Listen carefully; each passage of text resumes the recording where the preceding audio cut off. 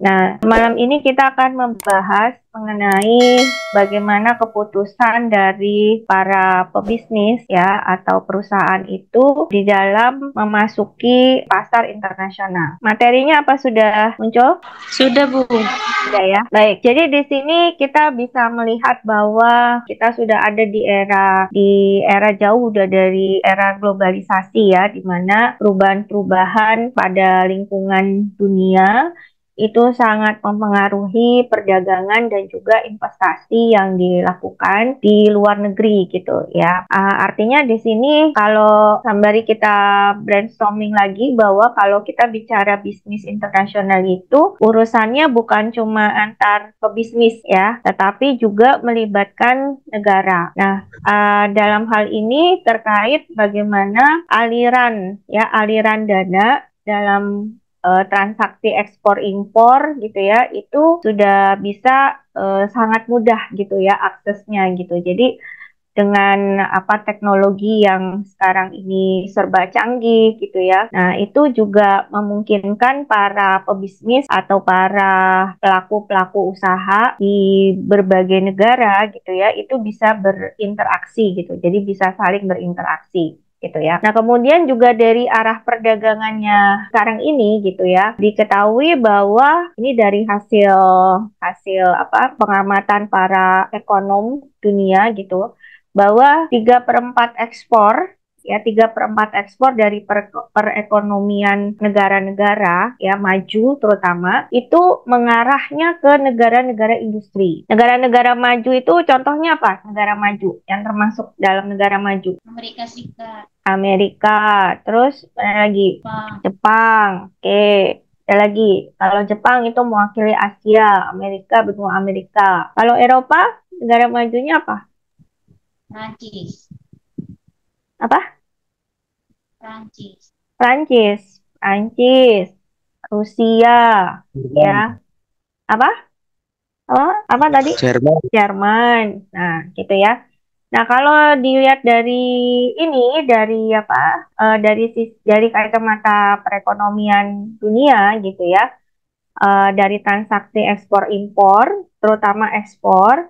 Nah, di sini dikatakan bahwa industri ya, jadi bukan negara-negara yang berkembang lagi, gitu. Negara-negara industri itu ya negara yang memang dia sudah punya maksudnya memang sudah menjadikan perekonomiannya itu mengarah kepada manufacturing gitu ya. Jadi negara-negara yang memang penghasil gitu. Nah, seperti Jepang, Amerika Serikat, Australia gitu ya, itu juga masing-masing negara itu mengirim sebagian itu perkecualiannya ya dari banyak negara maju, tapi masih ada dari negara-negara maju itu yang masih mengirim sebagian ekspornya ke negara-negara berkembang gitu ya. Contohnya di situ adalah Jepang, Amerika, Australia, Selandia Baru gitu. Kenapa begitu gitu ya? Karena memang mereka masih melihat bahwa apa yang dihasilkan dari produk-produk mereka itu masih berpotensi besar di negara-negara berkembang gitu ya. Nah, kemudian juga eksportir Amerika itu melakukan penetrasi pasar ya, penetrasi besar-besaran di pasar-pasar negara berkembang dan malah menjual lebih banyak gitu ya, yang sebaliknya dalam arti negara-negara berkembang itu juga menjual lebih banyak ke Amerikanya sendiri gitu. Nah, itu disebabkan karena memang kemampuan dari negara itu untuk mengekspor barang-barang manufaktur ya, barang-barang manufaktur itu adalah barang-barang pabrikan gitu ya, itu juga lebih besar gitu kemampuannya. Dan pertumbuhan perdagangan antar perusahaan atau antar afiliasi perusahaan internasional itu juga kerjasamanya juga semakin baik gitu ya sekarang ini gitu. Nah, jadi di sini kita bisa lihat bahwa pasar internasional itu potensinya itu bisa ditentukan oleh 3 faktor ya, yaitu pertama bisa dilihat dari struktur penduduknya, kemudian dari daya belinya, dan dari pola konsumsi masyarakatnya. Nah, dalam hal pasar internasional ini juga sama. Jadi menentukan potensi pasar baik secara lokal maupun internasional itu tiga faktor ini juga berlaku gitu ya.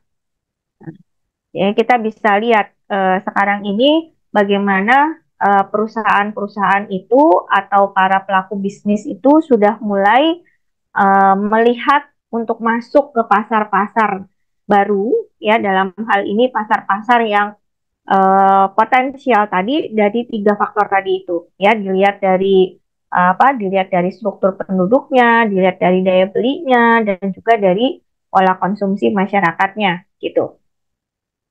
Nah, seperti yang pernah saya sampaikan juga gitu ya, bahwa di modul sebelumnya, bahwa ketika perusahaan itu dia sudah mengalami titik jenuh ya di dalam negerinya gitu ya, maka terutama para para pemimpin perusahaan atau para yang diamanahkan untuk menjalankan usaha gitu ya, menjalankan bisnis itu selalu mendapatkan tekanan untuk bisa meningkatkan penjualannya, kan gitu ya, dan meningkatkan labanya gitu. Nah, di sini ini juga menjadi satu motivasi atau dorongan bagi para manajer-manajer pemasaran, terutama ya manajer-manajer penjualan di satu perusahaan itu, untuk mulai memasuki pasar-pasar yang baru gitu. Nah, di sini untuk bisa menemukan masuk pasar yang mana gitu ya, yang tadi kita udah bahas ada tiga potensi tadi, dilihat di situ pasar dengan PDB ya, atau produk domestik brutonya per kapita dan pertumbuhan penduduknya itu yang meningkat gitu. Jadi yang dilihat, wah ini pertumbuhannya bagus ya, setiap tahun tuh ada peningkatan-peningkatan gitu. Nah, itu pasti akan menjadi target pasar yang akan dimasuki oleh para pebisnis untuk masuk ke pasar yang baru, seperti itu gitu ya. Kemudian yang kedua, perekonomian di beberapa negara yang dimana mereka tidak melakukan bisnis ya, tetapi sedang bertumbuh gitu dengan tingkat yang relatif lebih cepat dari perekonomian pasar mereka sendiri. Itu juga menjadi potensi atau alternatif dari perusahaan-perusahaan untuk bisa masuk ke sana gitu ya. Nah, lalu uh, alasan apa lagi yang menjadi keputusan dari perusahaan-perusahaan itu untuk bisa masuk ke kenapa dia memasuki pasar internasional gitu ya. Di sini juga ada kecenderungan bahwa perusahaan internasional itu dia akan melakukan percobaan ya, percobaan pasar terhadap suatu produk di luar negeri yang bagi perusahaan itu kurang penting dibandingkan dengan di dalam negerinya gitu ya, atau di pasar-pasar luar negeri utamanya. Nah, sehingga di sini memberikan kesempatan gitu ya kepada perusahaan-perusahaan itu untuk mereka melakukan perubahan terhadap bauran pemasaran. Kalau di kita tahu ya, ini sambil di refresh juga, kalau udah pernah dapat mata kuliah pemasaran itu pasti udah pernah dibahas tentang bauran pemasaran ya, bauran pemasaran atau kita kenal dengan 4P. Nah, di situ ada produk, price, promotion, ya, place. Ya, place itu adalah saluran distribusi. Nah, itu bagaimana perusahaan itu dia harus bisa menyesuaikan di mana mereka bisa masuk ke suatu pasar gitu ya, dan mereka harus bisa menyesuaikan bauran pemasarannya gitu ya. Dengan cara yaitu tadi mereka mencoba suatu pasar dan bagaimana mereka bisa menyesuaikan tadi gitu ya, melakukan perubahan-perubahan dari sisi produknya, lalu cara promosinya, harganya, dan juga saluran distribusinya seperti itu gitu ya. Nah, tidak hanya pasar luar negeri yang baru itu bermunculan, tapi banyak juga yang bertumbuh ya dengan sangat cepat gitu ya. terutama di Amerika ya kita juga perlu perlu kawasan kita juga perlu ya gitu ya bahwa di Amerika itu dia termasuk negara maju tadi gitu ya. eh itu selain di Amerika gitu maksudnya, selain di Amerika pertumbuhan pertumbuhan apa namanya pasar-pasar luar negeri itu juga mengalami pertumbuhan secara cepat gitu ya. Nah, contohnya Singapura, negara yang paling dekat lah dengan Indonesia. Nah, ini juga sangat apa pertumbuhannya sangat sangat luar biasa ya. Di situ dikatakan 4,5 kali rata-rata pertumbuhan tahunan Jepang. Jadi lebih lebih lebih cepat Singapura pertumbuhan produk domestik brutonya atau pendapatan per kapitanya gitu ya dibandingkan dengan Singapura gitu ya. Nah, Singapura sendiri ini juga menjadi menarik ya bagi para eksportir terutama produk-produk mewah. Ya, kita tahu ya, mungkin sering dengar juga kalau orang Indonesia apalagi kalau belanja perginya Singapura gitu ya. Singapura kan paling dekat ya. Bisa bisa bisa jalan dari apa bisa masuk melalui Batam. Nah, jadi kalau apa namanya kalau ada yang pernah pergi ke sana, kebetulan saya udah pernah ke sana juga gitu ya. Jadi malah lucu kebalik kalau udah weekend itu orang Batam ke Singapura, orang Singapurnya malah pergi ke Batam. Jadi orang Singapurnya sendiri malah belanjanya di Batam gitu ya. Nah, sementara orang Indonesia perginya ke Singapura seperti itu gitu.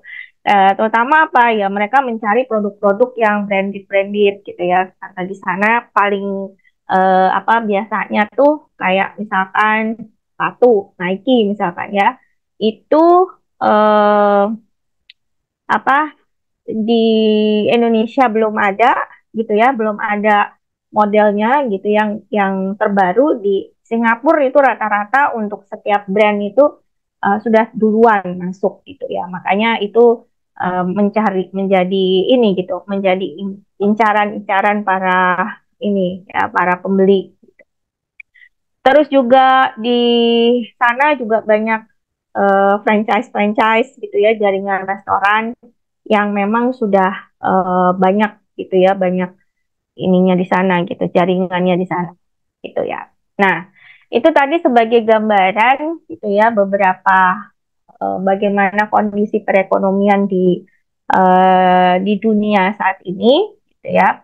Nah, sehingga kita bisa tahu juga bahwa banyak faktor yang menjadi pertimbangan perusahaan itu untuk dia bisa masuk ke pasar luar negeri ya. Tadi sekilas sudah sempat disampaikan ya, salah satunya tadi ya karena ada tekanan untuk bisa meningkatkan penjualan dari usahanya itu seperti apa yang harus lebih lebih dari sekarang ini gitu misalkan gitu ya makanya mereka harus bagaimana berupaya bagaimana bisa menerobos pasar-pasar yang baru gitu mencoba pasar yang baru gitu. Nah di sini kita bisa melihat beberapa faktor ya faktor yang bisa menjadi pertimbangan perusahaan itu memutuskan untuk dia masuk ke dalam pasar internasional atau pasar luar negeri. Pertama, komunikasi sekarang ini sudah lebih baik dari yang sebelumnya, ya, terutama dengan adanya teknologi. Tadi saya sudah sampaikan gitu. Nah, ini menjadi alasan pendukung yang sangat mendasar sekali gitu ya untuk pembukaan pasar-pasar baru di luar negeri. Karena komunikasi yang bisa dilakukan secara cepat sekarang ini ya sudah bisa dengan teleconference misalkan gitu ya atau dengan apa video call misalkan gitu ya nggak perlu dengan harus bertatap muka juga gitu. Nah itu juga memberikan apa kepercayaan terhadap para pelaku bisnis itu gitu ya untuk mereka bisa mengontrol operasional usahanya di luar negeri. Jadi kalau mereka mau masuk ke pasar luar negeri, mereka mau buka apa kantor di sana, itu mereka sudah tidak apa tidak kesulitan lagi gitu. Jadi mereka sudah tidak ada kesulitan lagi dalam hal berkomunikasi. Karena ini tadi gitu ya, karena sudah dipermudah itu akses untuk komunikasinya. Itu juga menjadi pertimbangan, oh boleh juga nih ya kalau kita buat kantor di luar negeri gitu misalkan seperti itu.